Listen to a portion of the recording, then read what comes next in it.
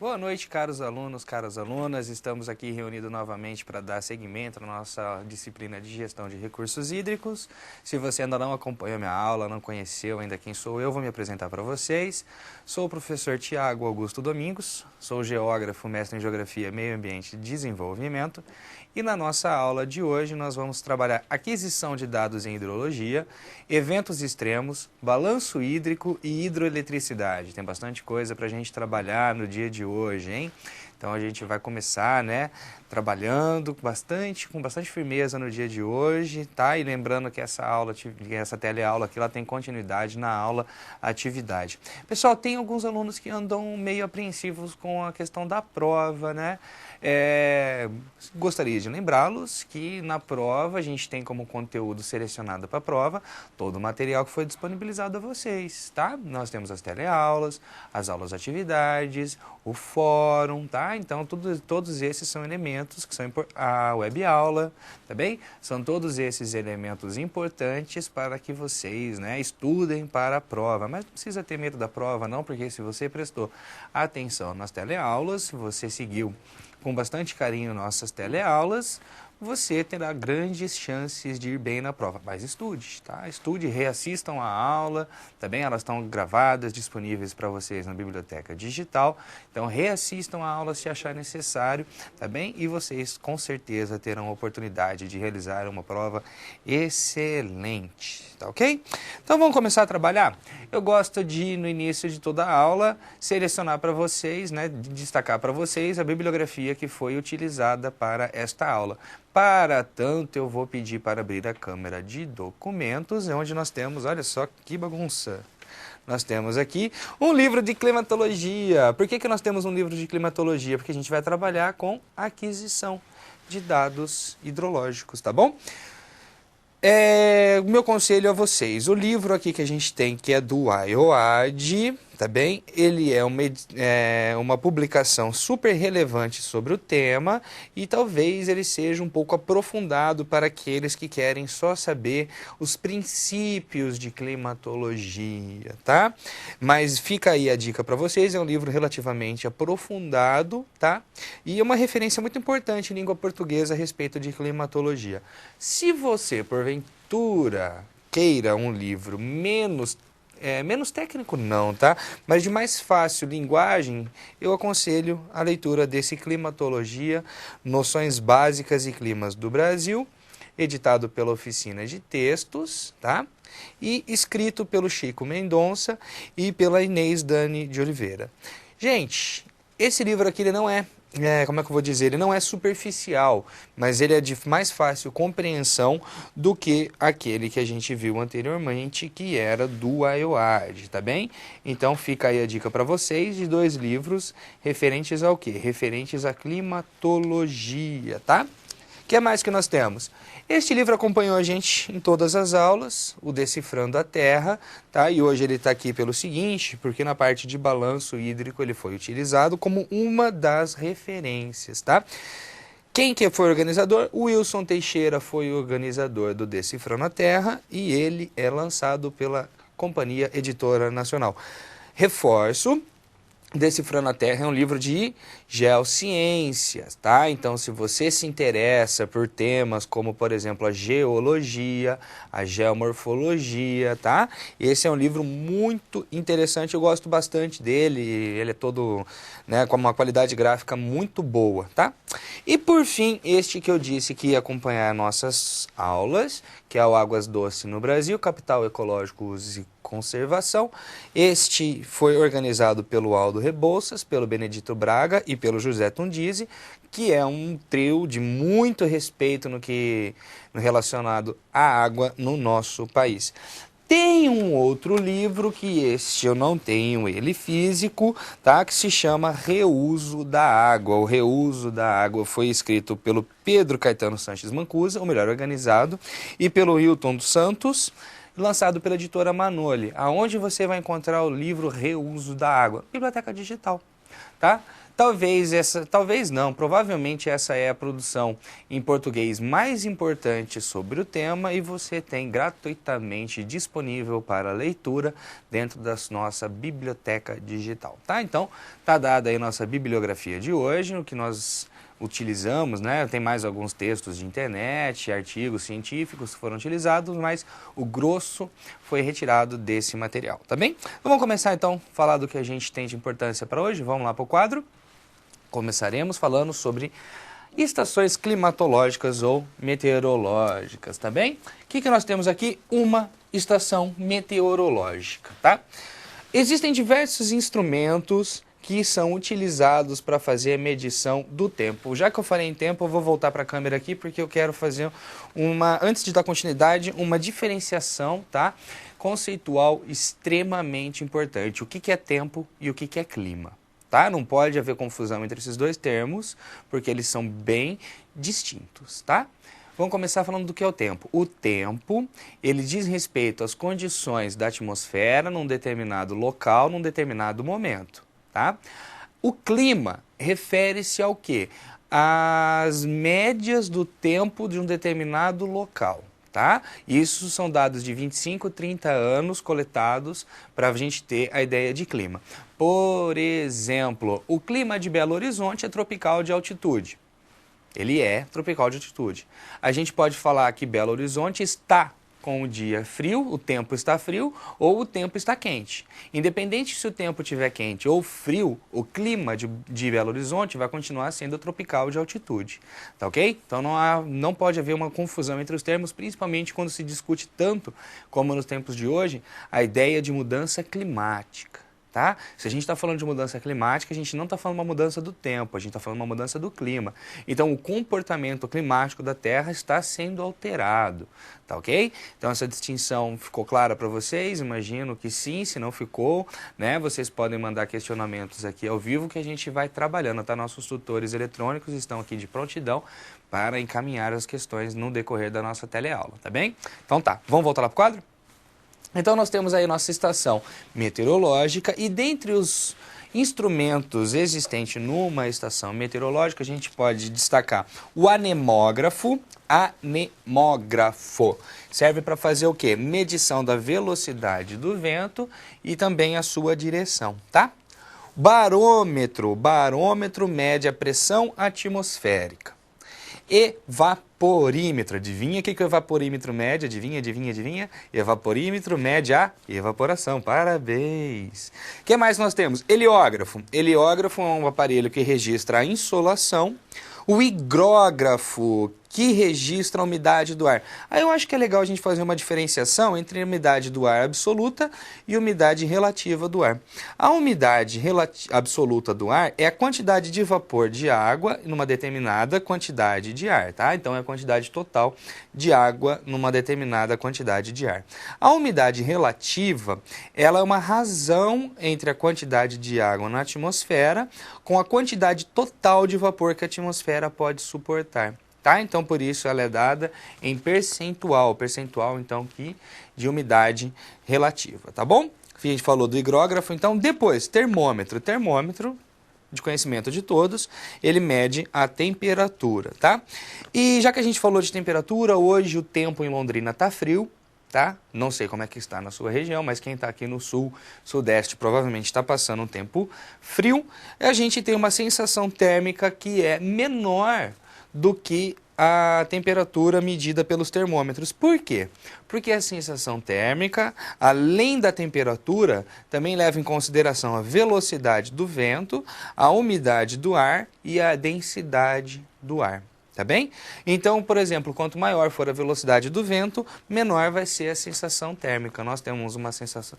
Hoje estava 10 graus aqui em Londrina, a sensação térmica, se eu não me engano, estava de 8 graus, tá bem?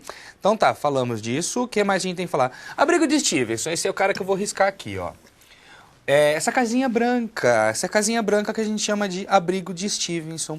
Essa casinha branca é extremamente importante, tá? Porque ela é uma caixinha de madeira, tá? Que ela tem que ficar a 1,5 m do solo e ser branca. Por que branca? Para quando os raios solares incidirem nessa casinha, eles serem refletidos, tá ok? Então tá, é uma caixinha de madeira branca, a 1,5 m do solo, com veneziana, não dá pra ver aqui, mas aqui tem venezianas duplas, tá? Camadas duplas de veneziana, com qual intuito? Permitir a livre circulação do ar e proteger, né, o termômetro da exposição direta do sol, assim como também protege da pluviosidade e da condensação, porque todos esses são elementos que interferem na medição do tempo, tá? Na medição da temperatura.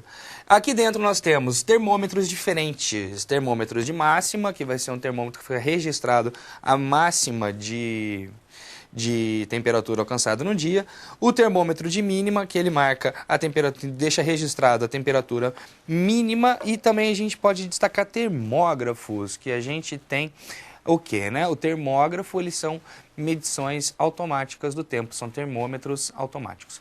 Pessoal de Palmas lá no Tocantins pede, professor, por gentileza, explique melhor a diferença de clima e tempo, por favor, dá um exemplo na atualidade. Sim, faço isso. Vou voltar para o conceito, tá? O conceito de tempo são as condições da atmosfera num determinado local, num determinado momento. Por exemplo, hoje o tempo está frio, aqui em Londrina o tempo está frio, tá ok?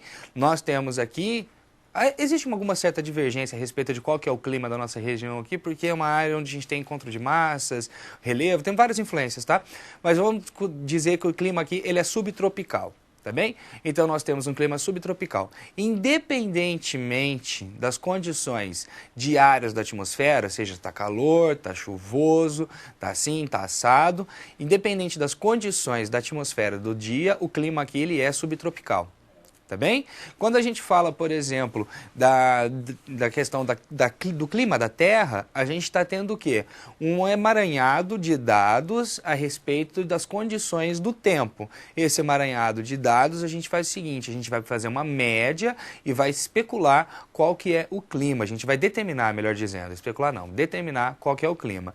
Tá bem? Então, por exemplo, se eu digo que o clima do Saara é desértico, a gente subentende que é uma região de pouca pluviosidade. O dia que chove no Saara, ele não muda o clima, ele continua desértico, tá bem? Só que o tempo fica chuvoso, tá bem? Espero que agora eu tenha conseguido diferenciar melhor os dois termos, clima e tempo, tá bem? Então tenham muito cuidado com isso quando você estiver trabalhando. Não vai... Para ficar um pouquinho mais fácil de vocês lembrar. Gente, tempo é papo de elevador. Se você mora em prédio e tem elevador, você deve encarar a cara do seu vizinho, tá? Aquela constrangedora situação onde os dois se olham, não tem nada para falar, de repente alguém fala, tá quente hoje, né? Ou outro diz, tá frio hoje, né? Ou quem sabe diz, nossa, faz tempo que não chove, né? Papo de elevador é tempo, tá bem? Não é clima, é tempo.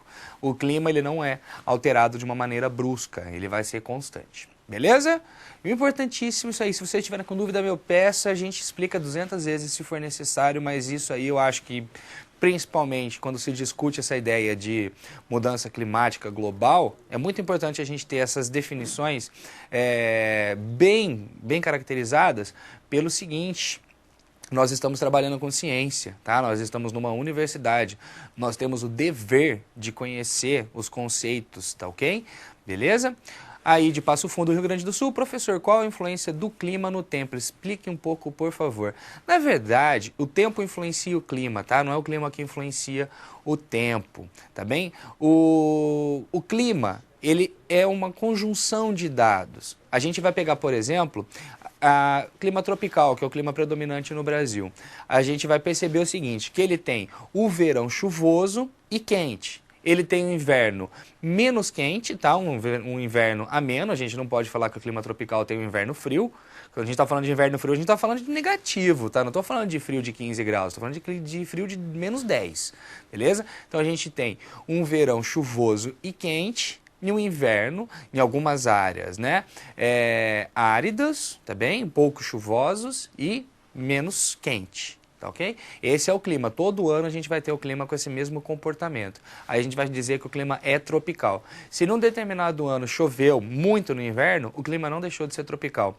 Se porventura no inverno fez bastante calor, também não deixou de ser o quê? Um clima tropical. Tá ok? Vamos dar continuidade então? A gente já falou da diferenciação de tempo e clima, a gente já falou dos instrumentos, né? Dos principais instrumentos de uma estação meteorológica para fazer o quê? Aquisição de dados, né? Referentes à atmosfera, onde a gente tem a questão da água como muito importante.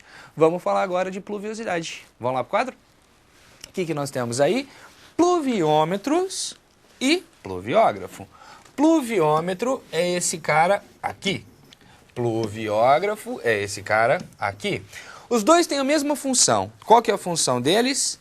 Recolher água da chuva, tá bem? E determinar quantos milímetros, ele é dado em milímetro, quantos milímetros de chuva caiu em determinado local, tá ok? O pluviômetro, ele tem o seguinte, tá? A gente tem uma proveta graduada aqui dentro, tá bem? E a quantidade de chuva que cai aqui dentro vai ser registrado nessa proveta graduada, tá bem? Aí alguém precisa vir aqui, retirar essa proveta e fazer a medição. Ó, choveu X milímetros, tá? De chuva. O pessoal de Uruaçu, lá de Goiás, pergunta: professor, os alunos estão perguntando qual é o nome científico da casinha branca. A casinha branca chama abrigo de Stevenson, tá? Essa é a casinha branca. A casinha branca é o abrigo de Stevenson, tá bem? E toda a determinação que a gente está trabalhando, tá? Tudo isso segue normas rígidas internacionais de padronização. Por qual motivo? A gente entende o clima global. Se cada um estiver recolhendo esses dados, coletando esses dados de uma forma diferente, a gente não consegue entender o clima global, tá bem? Então tudo isso segue o quê? Normatização internacional. Nossa caixinha de Stevenson aqui, nosso abrigo de Stevenson de Londrina, tem que ser o mesmo de Manaus, que tem que ser o mesmo de Nova York, tá? Tudo igual. Beleza? Então a gente falou de pluviômetro, que ele tem uma proveta graduada, no qual a gente faz a coleta dos dados, né?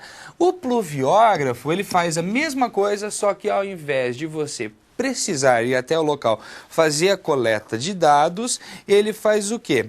Ele vai marcar, existe uma fita dentro dele, tá? Essa fita vai girando, tá ok? Essa fita vai girando e existe uma caneta, aquela caneta ela vai marcando a pluviosidade. Se chove bastante, por um sistema de boia, a gente vai ter então a elevação da caneta, vai ser registrada a quantidade de chuva. É mais caro, mas também a gente tem dados mais precisos, concordam comigo?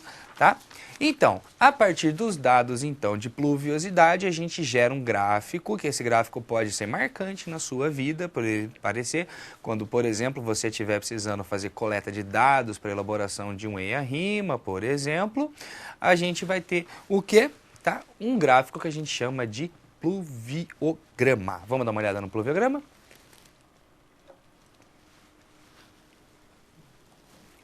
Aqui, gente. Ó, o que vocês têm aqui? Um pluviograma da bacia do rio Beberipe, Pernambuco. Nada mais é do que o quê? Aqui no eixo a gente tem a precipitação dada em milímetros e aqui neste eixo a gente tem o tempo dado, né, em horas. A medição aqui foi de hora em hora, 6, 7, 8, 9, 10 até as 10 horas da manhã do outro dia. E a gente consegue ver o quê? Picos, né, de pluviosidade. Por exemplo, aqui a gente tem que às 15 horas choveu próximo de 35 milímetros, tá? Muitas vezes vocês vão ver esse gráfico na forma de linhas, não na forma de barras, tá? Mas o dado é exatamente o mesmo. Aqui a gente tem ausência de chuva, por aqui a gente volta e por aqui vai, tá? Existem gráficos que eles fazem a conjunção da temperatura e também do que, né? Da pluviosidade. A gente consegue fazer o quê? Recolher dados mais detalhados a respeito de uma determinada região. Vem uma perguntinha de Tumbiara aqui. Professor, a turma de Tumbiara está realizando um projeto de renaturalização de uma área em que há um olho d'água, bem no topo de uma colina, e onde há rochas bem compactadas e duras. Então, eles perguntam, como que essa água brota na região? A água subterrânea é um negócio sensacional, né? Ela provavelmente encontra alguns dados, eu não sei qual que é a realidade, tá bem? Geológica da área onde vocês estão estudando, mas provavelmente, acredito que por ser uma rocha muito rígida, tá? Ou é proveniente de fraturas, ou a gente pode ter um arenito, tá? Um arenito, existem algumas formas de arenito que são bem rígidas, que permite a permeabilidade de água, e ela acaba escapando por algum ponto, né? Vilhena pergunta: qual a diferença entre umidade absoluta e umidade relativa? Gente, a umidade absoluta é a quantidade total de vapor d'água numa determinada porção da atmosfera, tá? A relativa é uma razão entre a quantidade de água na atmosfera e a totalidade de água que aquela atmosfera pode chegar até atingir o que a gente chama de ponto de orvalho. O que é o ponto de orvalho? Quando a atmosfera está saturada, ela não consegue mais receber água, tá ok? Então essa é a diferença de umidade relativa de umidade absoluta. A umidade relativa é dada em percentual, a umidade absoluta é dada em valores totais. Vamos dar continuidade aos nossos dados, coleta de dados em hidrologia? O que nós temos agora aqui? Estações fluviométricas. Ó, outra coisa que não pode confundir, hein? Pluviométrica é o quê? É chuva. Fluviométrica é o quê? É rio, tá? Então vamos lá? Ver estações fluviométricas. O que nós temos aqui? Aqui à esquerda, o que nós chamamos de régua linimétrica. Que são essas réguas que vocês estão vendo, tá? Essas réguas recebem o nome de régua linimétrica. Ela serve para fazer o quê? A medição, tá? Do quê? Da vazão do rio, tá? Ou melhor, a altura aonde pode chegar a água desse rio. E ela vai precisar de tantos lances, tá? De régua, quanto for necessário para cobrir essa distância vertical, então, né? Do nível do rio. Como é que é feito isso? Uma pessoa deve ir recolher esses dados, tá bom? Então, isso aqui é chamado de não registrador, tá? Não registrador. E este aqui é chamado de registrador. Qual que é a diferença de um para o outro? A diferença é que este aqui, que a gente chama de linígrafo, olha que nome bonito, ó, linígrafo. O linígrafo, ele é automático, tá ok? Ele funciona com um sistema normalmente de boia, aonde conforme essa boia flutuante, ela sobe ou desce de nível, a gente vai ter o registro da altura do rio em determinado ponto. Aqui o cara tem que ir, ó, aqui à esquerda o cara tem que ir lá e falar, opa, tá em determinado local, tá? Normalmente, essa coleta de dados das réguas linimétricas são feitas às 7 horas e às 17 horas. Por quê? Convenção, para que a gente possa ter o quê? Uma padronização dos dados. Araranguá pergunta: preciso que repita o nome dos aparelhos de medição. Peço para o professor repetir novamente. Vou só repetir, tá? E falar rapidamente para que serve. Anemógrafo, velocidade e direção do vento. Barômetro, pressão atmosférica. Evaporímetro, são tanques, tá? Onde você enche de água e vê quanto que evaporou de água. Ele mede a evaporação. Heliógrafo, ele mede a quantidade de insolação diária. Higrógrafo, mede a umidade do ar. O que mais? Termômetro, temperatura. Abrigo de Stevenson é aquela nossa caixinha, nossa casinha branca, né, de veneziana dupla, que permite a passagem do ar e por aí vai, tá ok? Pluviômetro, a gente viu que ele mede a quantidade de água em milímetros. Pluviógrafo tem o mesmo papel do pluviômetro, só que funciona, né, automaticamente. O que mais que nós temos? Nós falamos também da régua linimétrica, que é para medir o quê? A altura do rio, tá? E nós temos também o linígrafo, que a gente viu, que mede o quê? A altura do rio também, só que de uma forma automatizada, tá bem? Cárceres pergunta: professor, essas medições são feitas por quem? Nós temos estações, tá? Onde nessas estações nós temos pessoas responsáveis pela coleta de dado e logicamente, por essas medições, tá? Qual órgão ou instituição faz essa medição de índice fluviométrico? Existem estações fluviométricas no nosso país, espalhadas, tá? Onde é recolhido esses dados. Aí, lembra quando a gente falou do Sistema Nacional de Informações sobre Recursos Hídricos, na segunda aula que a gente discutia sobre o Sistema Nacional de Gerenciamento de Recursos Hídricos? Tá? O Sistema Nacional de Informações sobre Recursos Hídricos, ele tem um site, tá? Você pode acessar ou pelo site da ANA, que é a Agência Nacional de Águas, ou diretamente, se não me engano, é snihr.gov.br, tá? Onde você pode, inclusive, observar os dados já coletados no Brasil, tá? Aí o pessoal de Cáceres ainda colocam aqui, né? Tem a terceira parte da pergunta, aqui no Pantanal é feito pela Marinha, mas só eles fazem isso? Não, não é só a Marinha que faz, a gente tem também a sociedade, algumas organizações civis também que faz esse tipo de medição. Provavelmente universidades também fazendo isso e por aí vai. Beleza? Já falamos de um monte de coisa e agora a gente vai falar de um que eu gosto bastante, que é o radar. Vamos lá ver o radar? Gente, o radar meteorológico. O radar meteorológico funciona da seguinte maneira. Vocês têm aqui um radar, tá bem? Como é que funciona, gente? O radar, para o funcionamento dele, ele emprega as ondas eletromagnéticas, tá? Essas ondas eletromagnéticas alcançam grandes distâncias. E essas ondas ainda, ao passarem por uma nuvem, causa em cada uma das gotas uma ressonância na frequência da onda incidente, de modo que cada gota produz ondas eletromagnéticas irradiando em todas as direções. Parte da energia, então, gerada pelo volume total de gotas, iluminado pelo feixe de onda do radar, volta ao radar. Então, ela volta para o radar.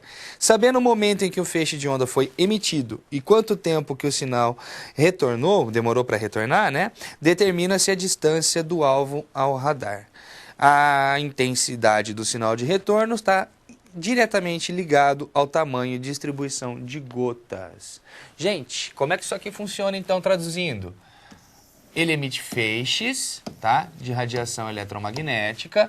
Aí nós temos a nuvem, tá? Isso aqui interage com as gotas da nuvem, tá bem? E ela vai fazer o quê? Vai retornar, parte disso aqui vai retornar para o radar. Essa intensidade do retorno vai dar o quê, então? Vai dar a distância da nuvem e o quê? A intensidade também vai dar ideia da quantidade de água em determinada nuvem. Sabe que funciona assim? Morcego, tá? O morcego ele funciona da seguinte forma, né? Como o morcego funciona? O deslocamento do morcego é realizado da seguinte maneira. Ele utiliza sonar. Ele lança, tá ok? Um som. Aí, quando esse som bate num local, tá bem? O eco de retorno desse som, então, o morcego consegue estruturar como que é o ambiente com o qual o cerca. Ele consegue fazer medição das distâncias dos objetos, tá bem? O nosso radar meteorológico utiliza o mesmo princípio, só que ao invés de onda sonora, utiliza ondas eletromagnéticas. Vou dar uma olhada no resultado de produtos de radar meteorológico. O que a gente tem aí é uma imagem de Portugal, aonde percebemos o quê, né? Que determinadas colorações de verde mais acentuados indicam uma quantidade maior do que, né? De água na nuvem. Aqui a gente tem a nuvem, tá bem? Marquei mais ou menos aqui onde nós temos a nuvem, beleza? E aí a gente vai ter, aqui a escala vai demonstrar pra gente a quantidade de umidade presente em cada uma, então, dessas, né, das nuvens, beleza? Então tá, pessoal. Nosso primeiro ponto, então, de discussão dessa aula, nós conseguimos cumprir, que é o quê? Né? A questão da aquisição de dados em hidrologia. Tem mais dados que podem ser levantados? Tem mais dados que podem ser levantados, mas a gente não está numa aula de climatologia, a gente está numa aula de gestão de recursos hídricos, e o que interessa para a gente é saber o seguinte, né? De uma forma geral, como são coletados esses dados, e muito mais importante do que a coleta dos dados é o que fazer com esses dados em mãos. Como é que esses dados vão auxiliá-los, né, na gestão ambiental? De que forma que esses dados vão auxiliá-los? Por exemplo, quando vocês precisarem fazer uma descrição física de um local, vocês vão utilizar esses dados. Quando vocês precisarem fazer, né, a previsão de comportamento desse determinado local, como, por exemplo, né, um rio, uma ocupação próxima de um rio, você vai ter que saber onde que está o nível de alagamento desse rio para poder fazer a ocupação, tá ok? Índice pluviométrico médio de determinado local para saber, por exemplo, melhores épocas para você fazer plantio de mudas e por aí vai, tá? Então, muito mais importante do que fazer a coleta de dados para vocês, que não são meteorologistas, é o quê? Né? Saber utilizar esses dados. Mas é importante saber como é que são coletados os dados, porque senão eles ficam vazios, tá bem? Vamos dar continuidade ao nosso segundo tema de hoje, que é balanço hídrico. Aqui se aplica de uma forma direta tudo que nós estávamos vendo, tá? Vendo, nós estávamos vendo. Então tá, o que é? Balanço hídrico é uma das maneiras de se avaliar a disponibilidade hídrica numa bacia hidrográfica, estimando o seu balanço hídrico, então, que a gente vai fazer isso. Ó, o método do balanço hídrico utiliza diversos parâmetros, tá? Diversos parâmetros, não é um apenas, como a precipitação, a evaporação, a descarga, o armazenamento e o uso dessa água, tá? A gente vai detalhar tudo isso aqui, na verdade, não, tá? Chega uma pergunta de Jaú que eu acho que pode ser relevante ainda para esse momento de aula, antes de a gente mudar de assunto. Professor, quando quero me refletir as condições ambientais local, temperatura, umidade relativa, eu digo condições climáticas, atmosféricas ou do tempo. Depende da situação, tá, pessoal de Jaú? Por que depende da situação? Se você for falar das condições de um determinado momento da temperatura, da umidade, tá, da pluviosidade, por aí vai, você vai estar falando de tempo. Se você estiver falando de um apanhado geral, tá ok? Aí você vai estar falando, então, de clima. O que eu quis dizer com apanhado geral? Se você quer dizer que, por exemplo, a temperatura do Saara, ela é predominantemente quente, tá ok? Aí a gente vai falar o quê? Então, que o clima lá é quente, tá bem? Beleza? Espero ter respondido. Então tá. Já que a gente está falando de balanço hídrico, antes da gente chegar até a bacia hidrográfica, que é o que nos interessa, vamos dar uma olhadinha no nosso sistema Terra. Vamos lá? No planeta Terra, o que nós temos de balanço hídrico? Temos o seguinte, ó. Essa aqui é a superfície terrestre, tá bem? 10⁻⁶ quilômetro quadrado, tá bem? Sendo, então, o que nós temos aqui? Área continental, 148/10⁻⁶, então, oceanos, 361, então, planeta aqui, beleza? O que nós temos aqui, gente? Em primeiro lugar, a quantidade precipitada, ó. A quantidade precipitada nos continentes é de 111, né? 10⁻³ quilômetros cúbicos. Quanto que é? Nos oceanos é 385. Como nos oceanos nós temos que a evaporação, que é o segundo dado aqui, também é muito superior, logicamente que a gente vai ter o quê? Né? A gente vai ter uma maior evaporação, uma maior precipitação, tá bem? Nós temos então que no continente a gente vai ter uma descarga de 40 o quê? 40 vezes 10 ao cubo quilômetros cúbicos, tá? Nos oceanos ele vai ser positivo porque ele recebe essa água. Nos nossos continentes aqui vai ser a vazão, deflúvio, tá? No planeta Terra a gente vai ter então, né, quantidade de precipitação e evaporação iguais, então a descarga vai ser 0. Vamos transformar isso agora em milímetros, já que a gente vai trabalhar com milímetros, né? A precipitação então de 745 milímetros aonde? Aqui no continente, nos oceanos de 1066. A evaporação dos continentes, tá? 477, né? Contra 1177 de evaporação dos oceanos. Sobrando para descarga, aqui tem um pequeno erro, 268, tá ok? De descarga. E aqui nos oceanos, 111, tá bem? Sobrando para o planeta Terra, 158. Vamos dar uma olhada nos continentes depois de passar pelo planeta Terra? A ideia é o seguinte, gente, entender que entrada menos saída vai dar um resultado, tá? Vamos lá, nos continentes, ó, aqui está tudo dado em milímetros. Vamos selecionar o que mais nos interessa, né? Alguns pontos aqui que eu acho bem interessante, que é destacar a Europa, tá bem? Que tem um deflúvio de 240. É só você pegar e fazer o quê, né? A precipitação menos a evaporação, tá bem? Vai dar ali um deflúvio de 240 na Europa. Quem mais que eu quero destacar? Ásia. A Ásia a gente tem um deflúvio de 220 milímetros, tá? América do Sul. América do Sul, a gente tem um deflúvio, o maior de todos os deflúvios, 490, tá bem? E outro que eu quero destacar para vocês também é aqui a Austrália e a Oceania, com deflúvio de 60, o menor de todos. Só que Quando a gente trabalha a disponibilidade per capita de água, a gente vai perceber que as menores disponibilidades de água estão nos continentes europeu e no continente asiático, tá bem? A título de ilustração, na Europa a gente tem, né, disponível por pessoa 4.230 metros cúbicos por ano por pessoa, enquanto na Ásia a gente tem 3.920 metros cúbicos por pessoa disponível. São as menores disponibilidades de água dos continentes, tá ok?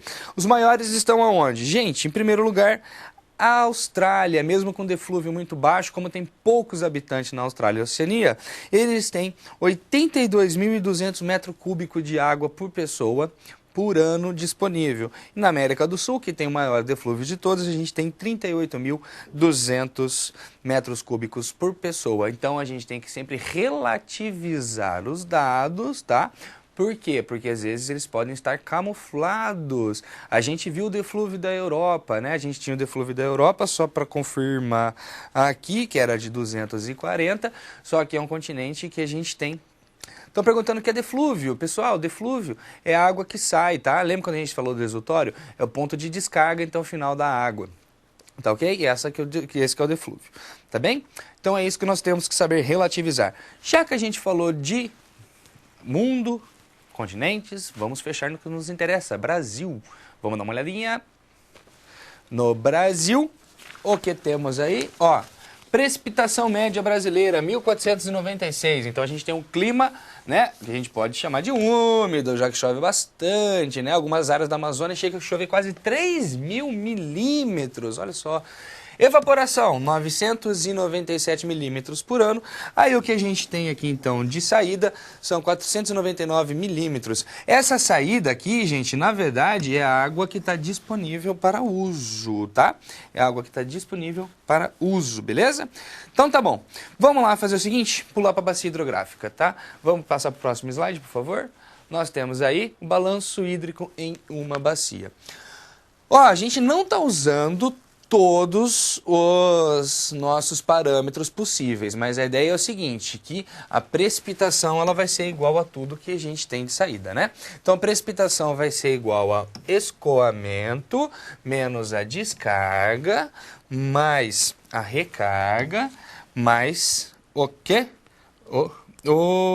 Evaporação. Deu um minutinho aqui, tá?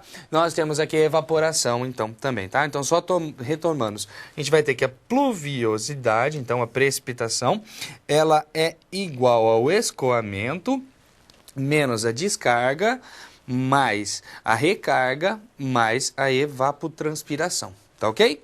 Beleza? Então, ó, tem importante de falar aqui que a gente não está usando todos os nossos parâmetros possíveis, tá? De análise do balanço hídrico em uma bacia. Por que a gente não está utilizando todos? Nós estamos trabalhando com uma equação simplificada, tá ok? Do balanço hídrico, e a gente pode utilizar outros parâmetros para fazer o quê? Ver a disponibilidade de água daquela bacia. Como, por exemplo, a interceptação. O que é a interceptação mesmo? Que é parte do ciclo hidrológico, onde a gente tem que a chuva, né, cai na copa das árvores, tá? E da copa das árvores a gente vai ter que grande parte dessa água já retorna para a atmosfera via evaporação. Não está sendo computado aqui na nossa equação. Que mais? O uso da água, o uso consultivo da água, tá? Que são aqueles onde a gente vai ter uma diminuição ou uma diferença na qualidade da água, como por exemplo, irrigação, insumo produtivo na indústria e por aí vai, tá? O consumo de água nas residências. Tudo isso pode ser feito o quê, né? Mensurado para ver qual que é a disponibilidade de água em uma bacia hidrográfica, tá ok? Vamos voltar lá pro quadro? Que temos aí, ó, um esquema, né? Olha só que beleza. A gente vai estar separando em área de recarga, né? Onde a gente vai ter o quê? A infiltração da pluviosidade aqui, a área de recarga e a área de descarga, que é o ponto da onde a gente vai ter o quê? A gente vai ter a quantidade de água, melhor dizendo, a gente vai ter o afloramento dessa água da área de recarga, tá? Então, o que que nós temos aqui? Ó, entrada, precipitação, o que a gente teve de perda, a evaporação evapotranspiração na área de recarga. Então, na área de recarga, a gente vai ter aqui, esse R significa o quê? A recarga, onde ele vai caminhar até o quê? Até um ponto de descarga. Aqui aonde? Aqui na parte de baixo da bacia, tá? Tranquilo? Retomamos então, ó, a gente vai ter aqui a precipitação, tá bem? Parte dessa água vai infiltrar, dando a ideia de recarga, tá? Essa água ela vai caminhar subterraneamente até sair num ponto que vai ser a área de descarga, tá ok? Tranquilo isso aí? Então tá. Continuando aqui, a gente tem o quê? Além da água que infiltrou, a gente também tem a água de escoamento superficial, tá? Essa água de escoamento superficial, então, caminha também para a área de descarga e a gente tem evapotranspiração na área de descarga. Se a gente levar em consideração esses parâmetros, a gente pode medir a vazão de saída. Quanto que a gente tem de água aqui, quanto a gente tem de água disponível, tá ok? Beleza? Tranquilo? Só para fechar isso aí, vamos passar uma equação para a área de recarga, tá ok? O que nós temos aqui? A evapotranspiração total é a evapotranspiração da área de recarga mais a evapotranspiração da área de descarga. E o escoamento superficial vai ser o quê? O escoamento igual escoamento superficial e vai ser igual a área de descarga menos a área de... O quê? De evapotranspiração da área de descarga. Só voltando, porque deu uma gaguejada horrível, né? Nós temos aí que o escoamento superficial, ele vai ser igual ao quê? Vai ser igual à área de descarga menos a evapotranspiração na área de descarga, tá? Estão perguntando de Palmas Tocantins, o que é precipitação? É a quantidade de chuva ou de água disponível? Foi muito boa essa pergunta, ela veio numa hora muito interessante, pelo seguinte, a gente tem que levar em consideração que precipitação é chuva, granizo ou neve, tá? Alguns autores colocam geada e orvalho também como que e nevoeiro como precipitação. Particularmente eu discordo dessa questão porque teoricamente, né, a palavra precipitação vem daquilo que cai. E orvalho, geada e nevoeiro são saturações de água na atmosfera. Na verdade, elas não caem. O que cai? Chuva, neve e granizo. Tá ok? Então, essa pergunta de precipitação veio a calhar num excelente momento para a gente fazer o quê? Discutir a respeito disso, né? Pluviômetros e pluviógrafos medem o precipitado, tá? Mede a quantidade de granizo, de neve, onde for a questão, e por aí vai. Mogi das Cruzes tem uma outra questão muito pertinente, que é qual a diferença de evaporação e evapotranspiração. Evaporação, a gente está dizendo da água que foi evaporada dos cursos hídricos, solo, tá? E por aí vai, mares, oceanos e por aí vai. A evapotranspiração é a somatória da transpiração das plantas e animais com a evaporação. Áreas densamente florestadas, como por exemplo a região amazônica, a gente tem que a evapotranspiração ela é gigantesca, tá ok? Porque as plantas perdem bastante água no seu metabolismo, ela perde bastante água para a atmosfera no seu metabolismo, tá? Então é isso que é evapotranspiração e isso que é evaporação. Tranquilo? Só para a gente dar continuidade aos nossos estudos a respeito de balanço hídrico, vamos olhar mais um slide aqui, tá? A respeito do ciclo hidrológico e urbanização. Tá? O que nós temos aí? Uma bacia hidrográfica urbana. Tá? Nessa bacia hidrográfica urbana, vocês percebem que existe um ponto de vazão, que é a parte de baixo da bacia, e a área de precipitação ali próximo ao quê? Próximo àquela área onde a gente tem uma barragem, né? Ó, o que é o seguinte? Nós temos aqui o balanço hídrico, né, desse primeiro ponto, uma área não urbanizada. Precipitação, 100% de precipitação, a gente tem que 40% já retorna à atmosfera via evapotranspiração, 10% escoa superficialmente e 50% de toda essa água precipitada abastece os níveis freáticos, tá? Ela vai para a água subterrânea. O que nós temos aqui então? Área urbanizada. A gente tem aqui precipitação, 100% de precipitação. Nós temos agora alguns fatores que influenciam, como por exemplo o escoamento de telhados, 15% da água precipitada.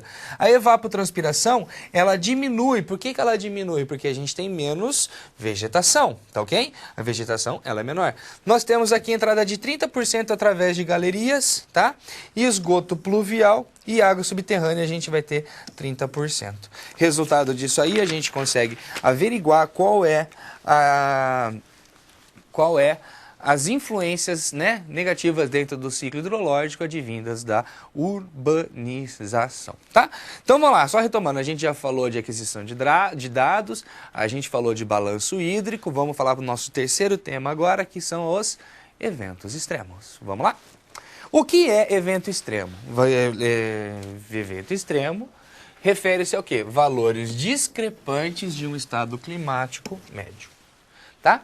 Então, o seguinte, gente, a gente viu o que é clima, tá bem? Quando a gente tem uma diferenciação muito grande do que está sendo esperado no clima, a gente vai falar que estamos diante de evento extremo, tá? Em hidrologia, evento climático extremo ou por aí vai. No Brasil, nós temos como os maiores desastres naturais: enchentes, tá? A seca, a erosão, deslizamentos de terra. Aí eu acho que a gente pode destacar também, ó, ondas de calor, tá? As ondas de calor muito intensas. As ondas de calor, que é mais que a gente pode destacar aqui?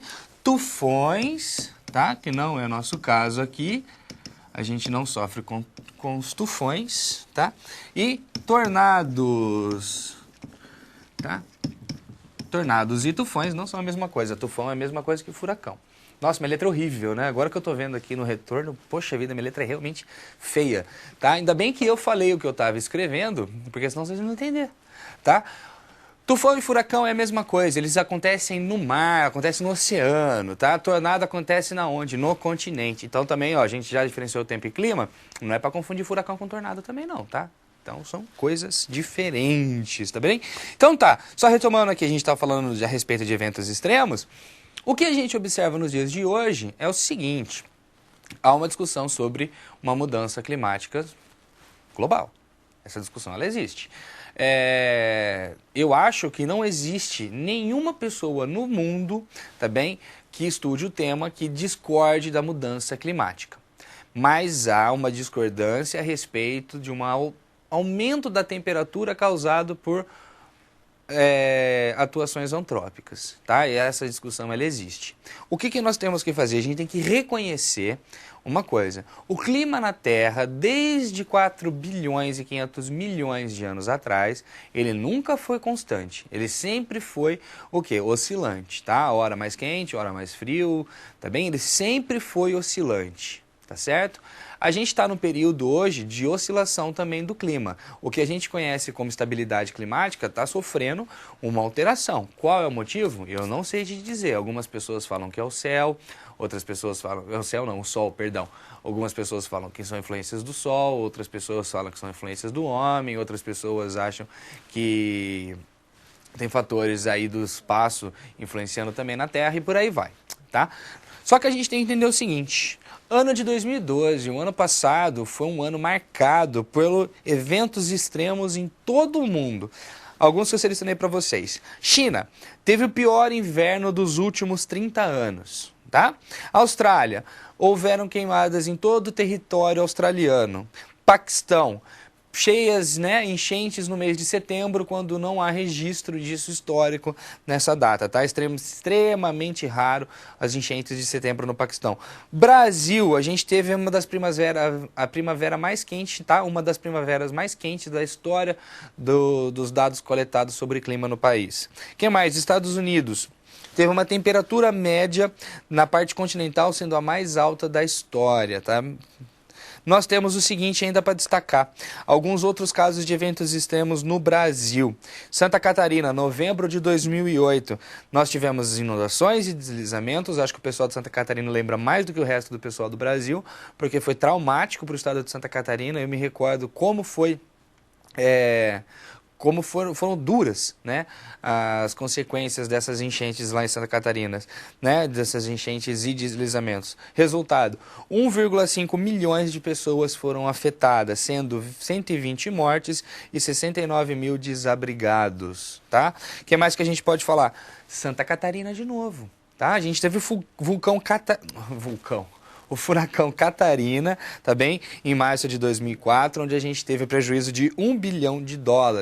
Já que a gente está falando de sul do Brasil, as secas no sul do Brasil, no ano de 2009, diminuíram em 30% a produção de grãos nos estados da região sul, tá bem? Sendo 2009 o ano mais seco nos últimos 80 anos. O que mais? Já que a gente falou bastante de região sul, vamos lá para o norte, tá? 2005, uma das secas mais intensas dos últimos 100 anos na Amazônia, tá? Então, quando a gente está falando desses dados discrepantes, nós estamos falando de eventos extremos, tá ok? Vamos lá para o quadro de novo?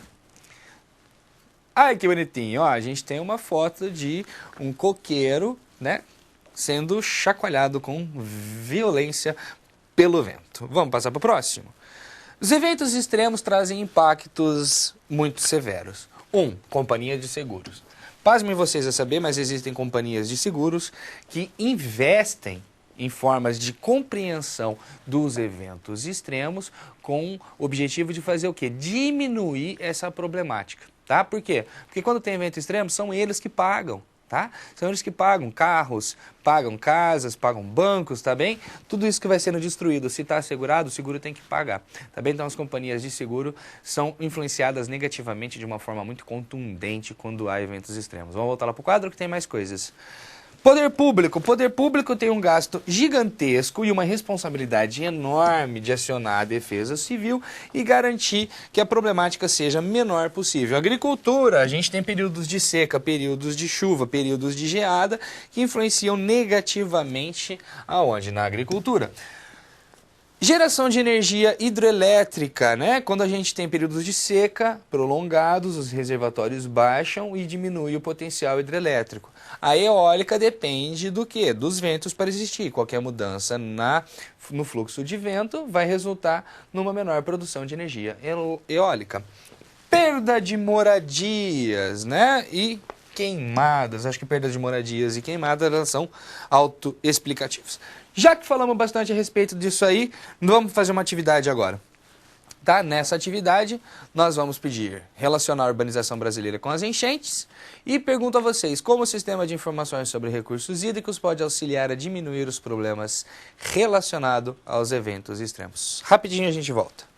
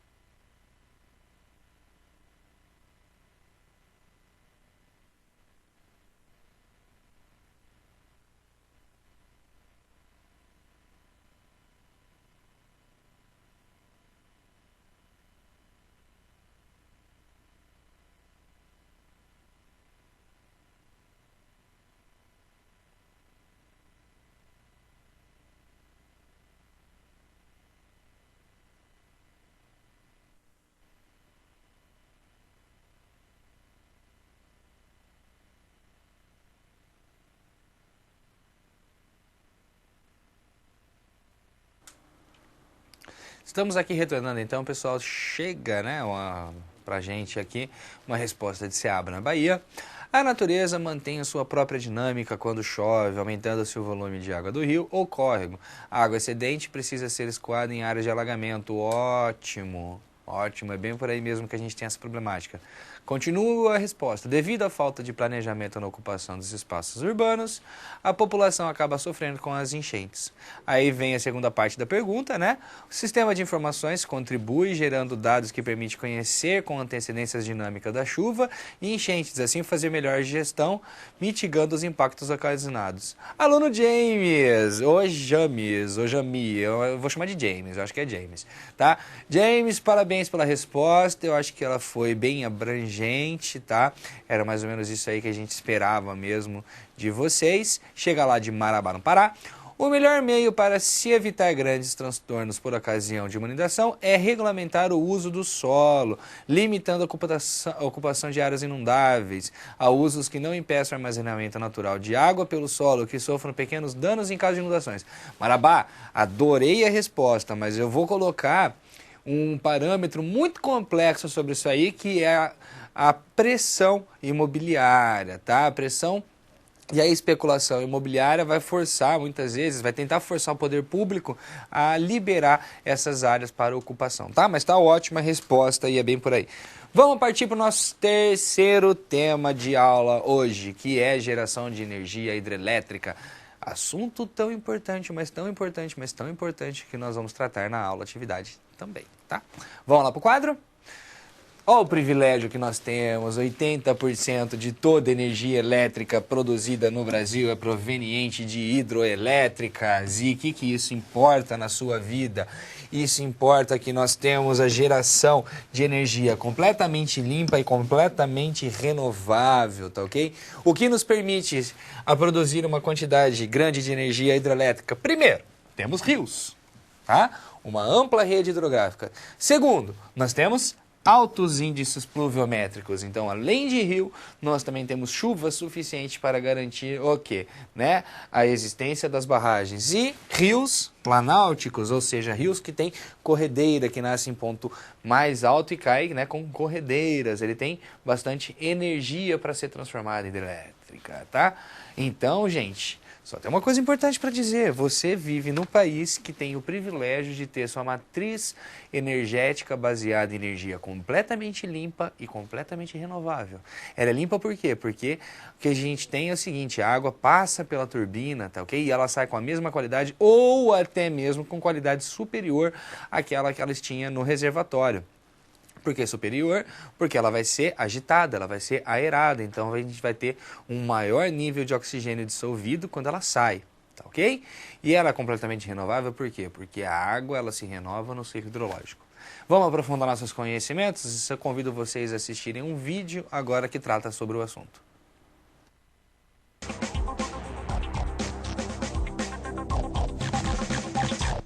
As usinas hidrelétricas produzem eletricidade através da força das águas. Geralmente, elas são construídas longe dos centros consumidores e aproveitam os desníveis naturais de rios. A usina que mais produz energia no mundo é a de Itaipu, que abastece consumidores do Brasil e do Paraguai. A usina de Três Gargantas, na China, deve desbancar a usina latino-americana nos próximos anos. Nas usinas hidrelétricas, uma barreira segura a água e cria um reservatório. Depois, a gravidade puxa a água e faz a turbina girar. O movimento da turbina aciona o gerador, que produz corrente alternada. Essa corrente é transformada em corrente de alta voltagem e sai da usina através das linhas de energia. A água utilizada passa por tubulações e volta para o rio. A quantidade de eletricidade gerada é determinada pelo fluxo de água e pela distância entre a superfície da água e as turbinas.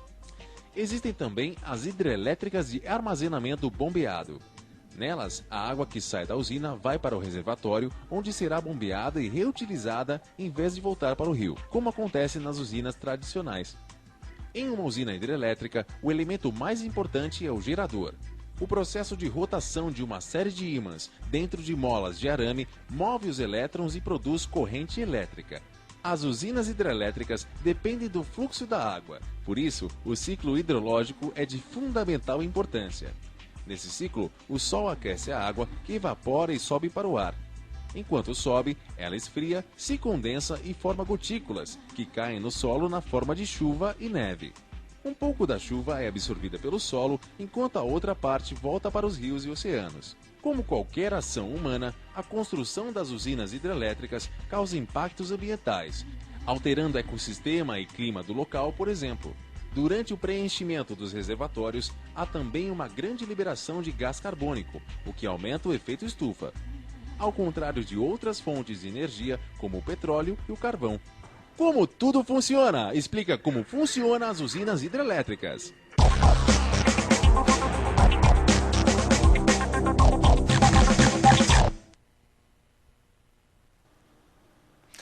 Gente, a gente pôde observar então, né, de uma maneira geral, como que se dá o processo de geração de energia hidrelétrica, energia limpa, renovável, né, base da nossa matriz energética, mas a gente faz o seguinte agora, a gente vai passar um bom tempo discutindo a respeito dos problemas socioambientais da existência do quê? Né, do lago da barragem. Vamos lá para o quadro? A gente vai selecionar fatores abióticos, tá ok? Sem vida, e fatores bióticos. Vamos começar pelos abióticos, no caso aqui, água. Tá bem?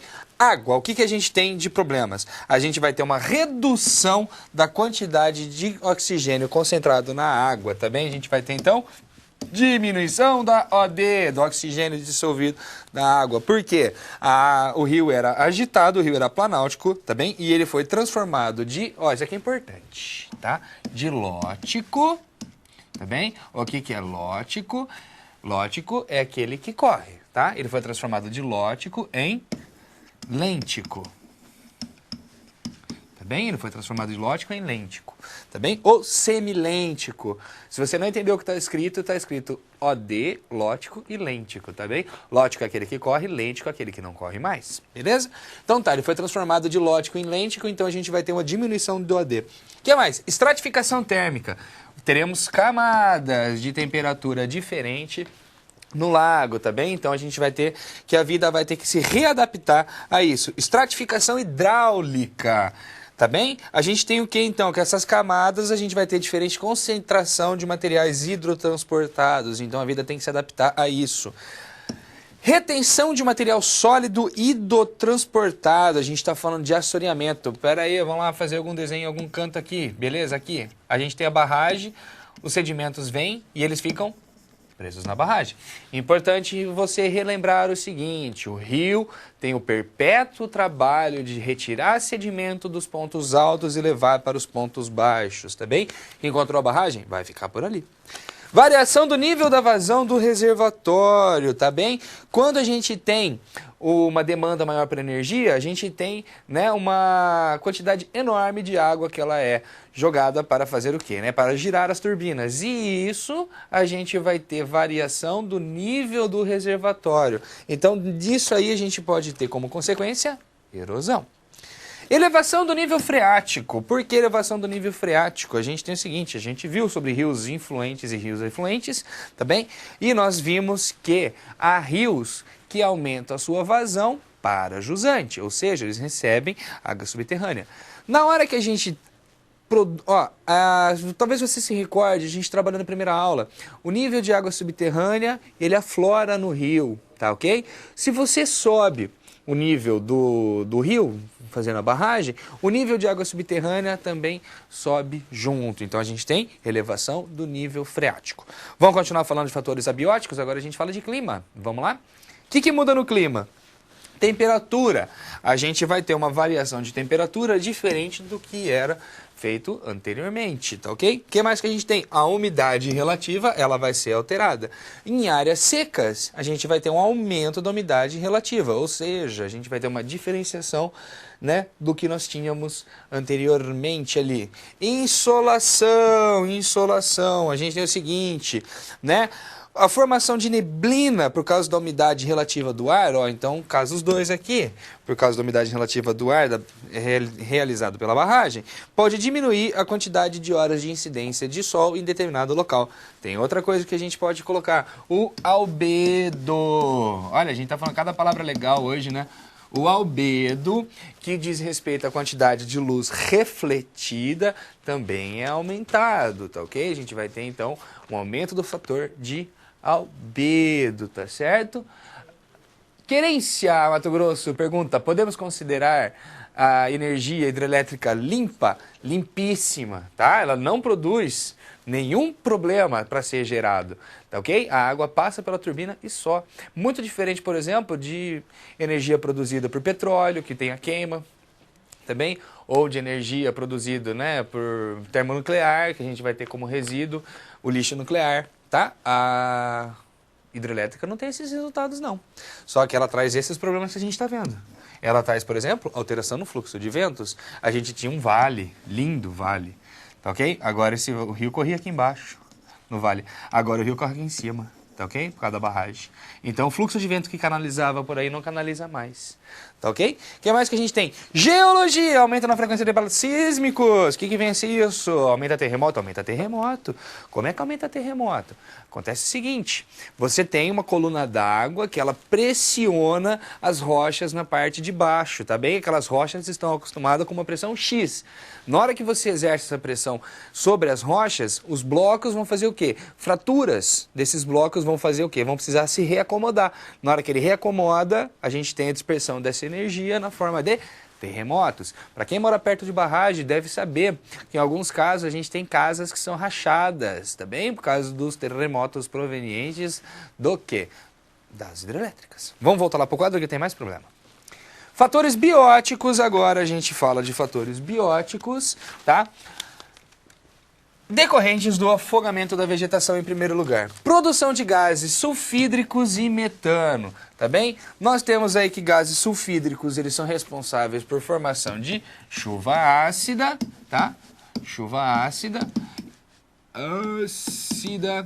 E nós temos aqui que metano, que é o nosso querido amigo CH4, ele é 20 vezes mais... Taguatinga está perguntando, Distrito Federal, qual a relação da atividade das hidrelétricas com a produção de gás carbônico? Pessoal de Taguatinga e resto do Brasil, nós temos que o metano é muito mais perigoso. Tem produção de CO2? Tem, mas a produção de metano, que é o quê? Resultado da decomposição em ambiente com pouco oxigênio, no caso a água, produz CH4, é 20 vezes mais potencial de acumular calor do que o CO2. O que mais? Eutrofização da água. Já falamos de eutrofização, o que é, né? Eutrofização, a gente está falando de proliferação de algas, tá? E proliferação de macrófitas, que são as plantas que vivem, né, em cima da água. Depressão, diminuição do oxigênio dissolvido. Tudo isso decorrente do quê? Do afogamento da vegetação, hein? Ameaça à biodiversidade local, tá? Tem mais problemas? Tem. Vamos passar aqui para o próximo slide, então. O que nós temos de problemas agora relacionado à fauna terrestre? Deslocamento dos animais de seu habitat natural. Afogamento dos animais que não conseguiram fugir. Desequilíbrio dos outros habitats onde foram introduzidos animais resgatados. Pausa. Seguinte. Existe uma discussão que pode parecer cruel, tá? Mas é uma discussão muito séria. O que fazer com os animais que vão ser, né, que viviam, que têm seus habitats na área que vai ser alagada? O senso crítico, o bom senso e a humanidade diz que a gente tem que fazer o quê? Resgatar esses animais e reintroduzi-los no quê? Em outro ambiente, tá?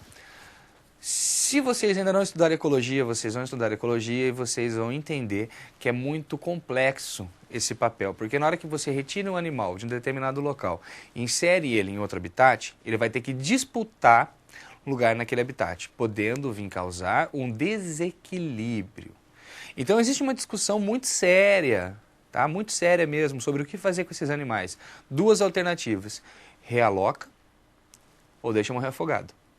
Se você realoca esses animais, a chance de sobrevivência daqueles que forem realocados é muito baixa. A chance de disputar território com outros animais e causar um desequilíbrio naquilo que estava equilibrado é muito grande. Então existe essa discussão. O que fazer? Deslocar ou deixar morrer afogado? Tá? Triste, né? Mas são os resultados do que? A gente precisa de energia elétrica. A gente precisa de energia, a gente quer energia. Você não gosta de tomar banho quente? Banho quente com a luz acesa ainda, né? Você adora fazer isso. Precisa de hidrelétrica, tá? No caso aqui a gente tem o metano Pirapora, Minas Gerais. O metano está relacionado com o aquecimento global? Sim! Então nesse caso a hidrelétrica não estaria gerando um poluente? Concordo plenamente, Pirapora. O que a gente está querendo enfatizar com você, talvez não tenha ficado muito claro, que nós temos o discurso, tá bem? De que a hidroeletricidade não causa dano. Mentira. Tá ok? A geração de hidroeletricidade não causa dano mesmo, tá? É simplesmente o quê? A gente tem a água sendo utilizada para girar uma turbina. Não causa dano. Só que o lago causa. É isso que a gente tem que ver. Se a gente tem uma discussão feroz hoje, acontecendo até hoje, sobre Belo Monte, é porque você tem conflitos ali. Conflitos do quê? De população indígena, população ribeirinha. Você tem conflitos de ambientalista. Tá ok? São esses os conflitos que acabam gerando. Por quê? Ninguém quer hidrelétrica, mas também... E o que fazer? É muito complicada essa história, é complexa, é difícil da gente ver. Será que a nossa melhor alternativa para o Brasil é investir em energia nuclear? Ah, você deve estar pensando, professor, mas energia solar, energia eólica, é caro. É caro. Você quer pagar por isso? Você está disposto a pagar 3 vezes mais de conta de luz? Será que as indústrias brasileiras estão dispostas a pagar muito mais caro para ter energia eólica, energia solar? Acho que o investimento nesse tipo de energia é fundamental. Só que, sobre a sua opinião de hidrelétrica, eu quero que você formule, tá? A gente vai discutir sobre ela mais pra frente. Vamos lá, que nem acabou os problemas que a gente tem para elencar ainda. Vamos voltar? A gente falou, né? Por último, que a gente falou foram os fatores da fauna terrestre, agora a gente fala da fauna aquática. O que tem na fauna aquática?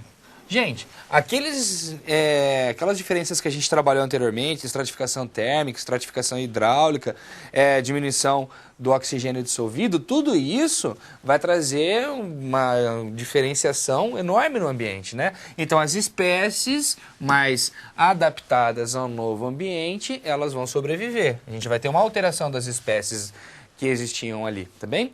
A gente vai ter o quê? Influência na ocorrência da piracema, podendo fazer com que a piracema aconteça em períodos anormais. E já que a gente está falando de piracema, há um obstáculo para os peixes. Então a hidrelétrica hoje ela precisa fazer ou escada para peixe ou elevador para peixe, tem que fazer alguma coisa que permita com que o nosso querido amigo peixe ele consiga seguir seu rumo no rio e fazer a sua desova. Tá? Então a gente já falou de fatores abióticos, já falamos de fatores bióticos e agora tem outro fator muito pesado que é o fator social. Vamos voltar lá para o quadro? Fator social. Primeiro, perda de terra agricultável. Via de regra, se está na beira do rio, é terra de alta fertilidade. Tá? Deslocamento de populações. Quando a gente fala de deslocamento de populações, a gente está falando de vidas, tá? Parece muito simples da gente falar, precisa realocar determinada população. Não, não é simples não.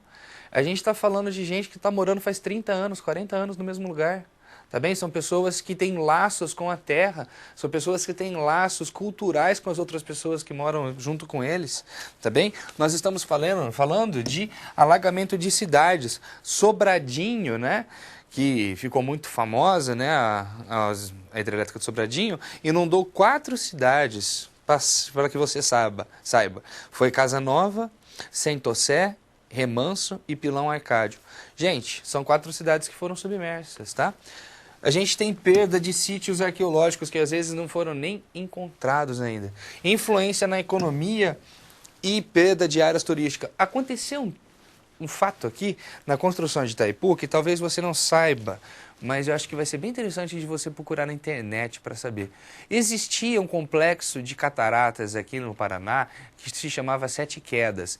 Gente, Sete Quedas não é exagero da minha parte, mas muito mais bonita do que do que as cataratas do Iguaçu.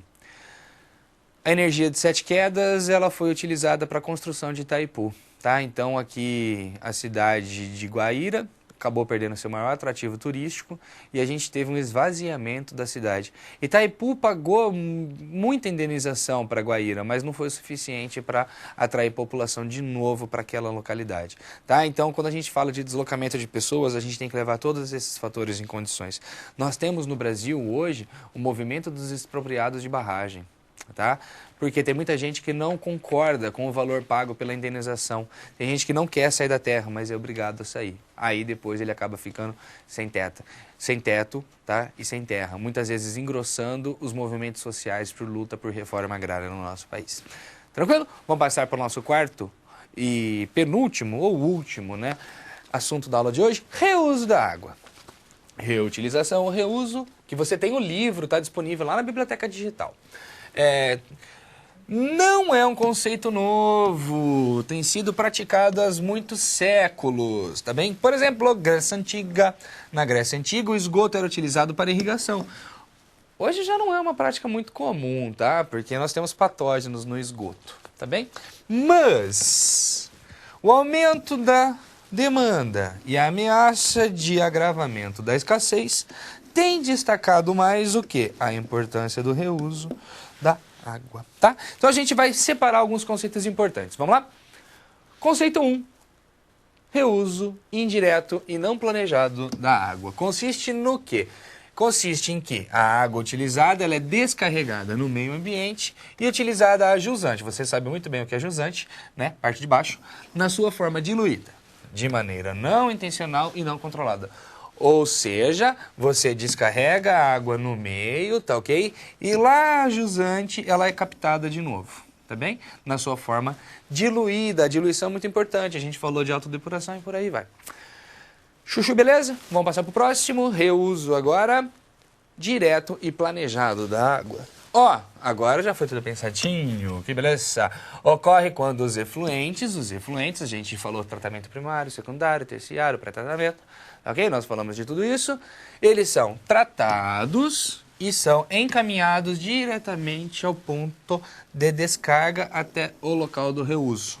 Dessa forma, não é descarregado no meio ambiente. Como, por exemplo, são destinados à indústria ou irrigação. Você tem aqui um ponto de descarga desse efluente, você trata ele, tá? Tratando, você vai lá e joga ele, por exemplo, para uso industrial, tá? Tranquilo? Então tá, passemos ao próximo. O que nós podemos fazer, né, com a água de reuso? Nós podemos utilizar para irrigação de paisagens, né? A gente pode utilizar isso para fazer, por exemplo, né, lagos artificiais, olha só que beleza. Nós podemos utilizar como uso industrial, a gente já falou, né, que a gente pode utilizar em usos industriais, como, por exemplo, resfriamento de caldeiras. Outra que é bem interessante, que eu gosto bastante, é utilizar essa água para fazer o quê? Recarga de aquífero, né? Usos urbanos não potáveis, como, por exemplo, limpeza de ruas e por aí vai. E para finalidades ambientais, e eu vou colocar mais uma aqui, que é o reuso potável. Tá? Mas para ser reuso potável, a água tem que estar em condições de consumo para a população, beleza? Gente, questão do reuso, então. Vamos falar um pouquinho sobre reuso. Existem diferentes formas, então, de praticar o reuso. Nós vimos, né, o reuso indireto não planejado da água, que ele é muito comum e a gente precisa envolver o conceito de bacia hidrográfica para a compreensão disso. Lembra quando a gente falou de bacia hidrográfica, né? Você tem o seguinte: determinado ponto, toda a bacia hidrográfica é chamada de bacia de drenagem, né? Então todas as águas tendem a convergir para um ponto que se chama vamos lá, se você se recorda, exutório, parabéns, tá bem? Ponto de saída é o exutório, certo? Toda água converge para o exutório. Se determinada atividade, ela vai lá e lança seu efluente na água, tá bem? A tendência dessa água é fazer o quê? Caminhar até o exutório. Se você tem um pessoal colocado a jusante do ponto de emissão, tá bem? Ele vai captar aquela água que já foi, né, já foi utilizada. Só que ele não queria reutilizar a água, tá bem? Ele não planejou a reutilização dessa água. Então a gente está falando de reuso não planejado, tá bem? E ele vai fazer o seguinte: ele vai receber essa água de uma forma diluída, tá? Ele vai receber, depende das condições físicas daquele corpo hídrico, ele vai receber essa água, né, com melhor condição do que de oxigênio dissolvido, por exemplo, tá? E ele vai reutilizar a água. Uma prática que vem se tornando cada vez mais constante é o reuso direto e planejado dessa água, tá? Como que se dá o projeto, então, o processo? A água, ela vai ser utilizada em determinada atividade, vamos pegar, por exemplo, tinturaria. Ela vai ser utilizada na tinturaria, tá bem? Depois de utilizada essa água, eles fazem o quê? Eles fazem o tratamento, vão fazer o tratamento que for necessário, pré-tratamento, tratamento primário, tratamento secundário, tratamento terciário, vocês já sabem bem as etapas de tratamento. Ele vai fazer o quê? Deixar aquela água em condições de uso para uma outra atividade, como, por exemplo, fazer a limpeza da fábrica, né? Ele pode usar aquela água para fazer limpeza. Ele pode usar aquela água, por exemplo, para fazer irrigação dos jardins da fábrica. Ele pode utilizar essa água também para resfriamento de caldeira e por aí vai. Normalmente, água de reuso, ela tem finalidade não potável, tá? Ela tem finalidade não potável porque muitas vezes a gente está falando de uma água que ela foi utilizada e ela pode ter um risco muito alto de contaminação, seja contaminação por patógenos, seja contaminação por metais pesados. Tá ok? Beleza a questão do reuso? Então tá ótimo. Vamos elencar, né? Como final do nosso curso de gestão de recursos hídricos, vamos elencar algumas medidas interessantes. Ó, conservação da água, que é algo muito importante, é qualquer ação que vise, né, reduzir a quantidade de água que está extraída dos suprimentos. Reuso, é importante a gente falar de reuso quanto a isso. Por quê? Porque água de reuso, tá? Água de reuso, ela diminui o quê? A pressão nas fontes de extração de água, né? Se ele está sendo reusado, ela não precisa, na verdade, fazer o quê?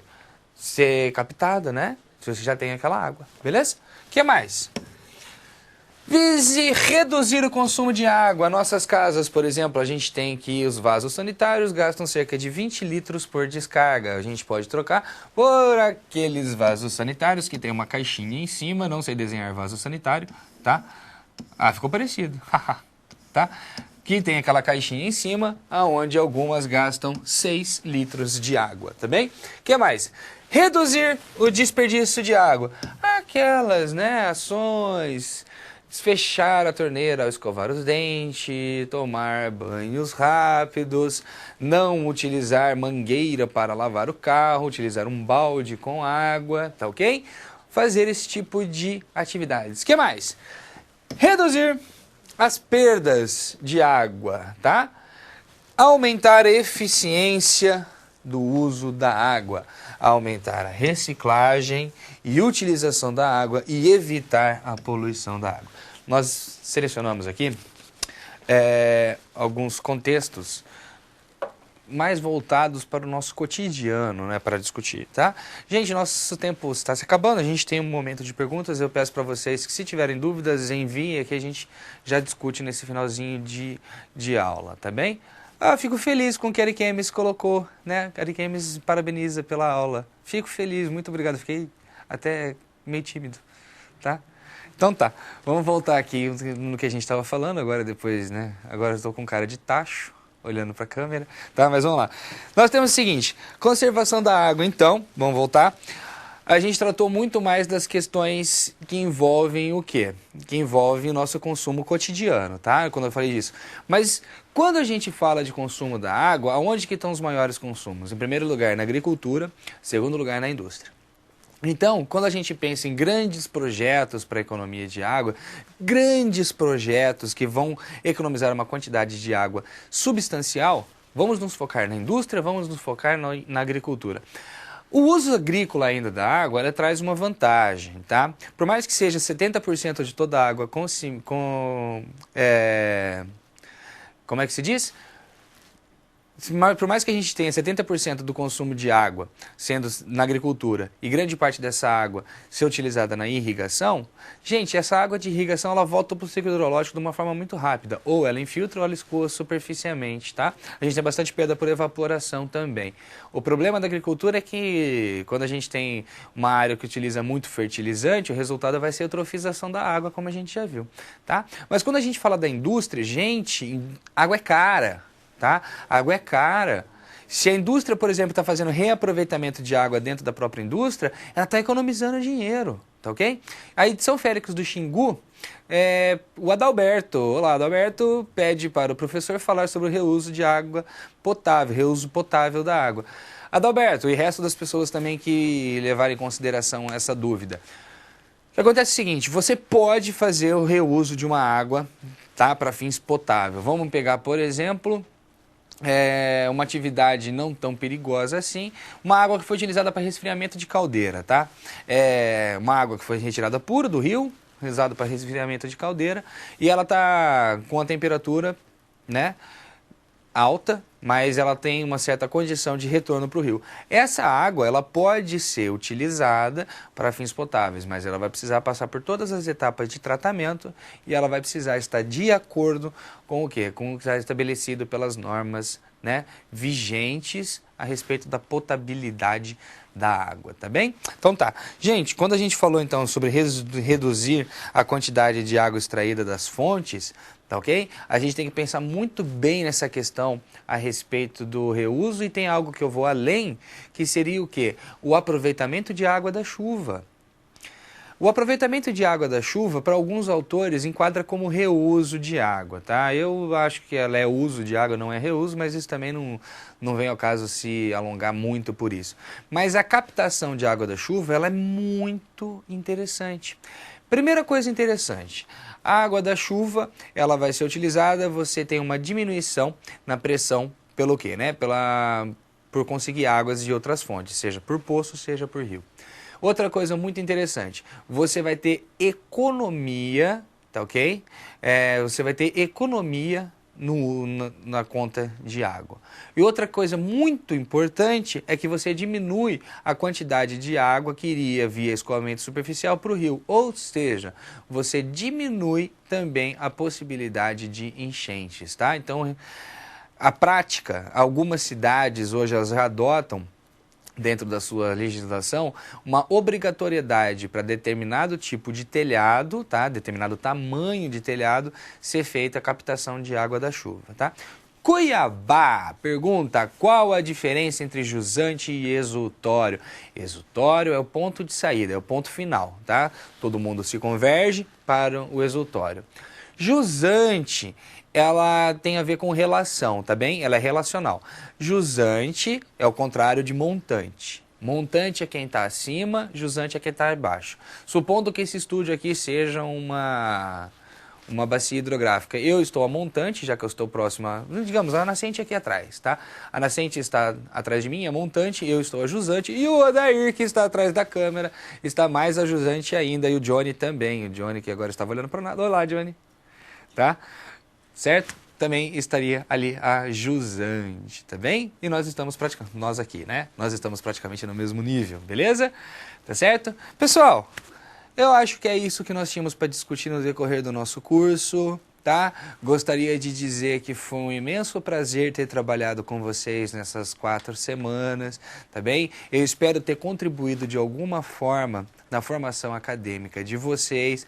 Espero que vocês tenham, né, sentido a importância da gestão dos recursos hídricos, vocês reconheçam, né, a importância dos recursos hídricos e da gestão ambiental, que vocês compreendam a importância das legislações que tratam sobre esse assunto, para que vocês possam atuar no mercado de trabalho, tá?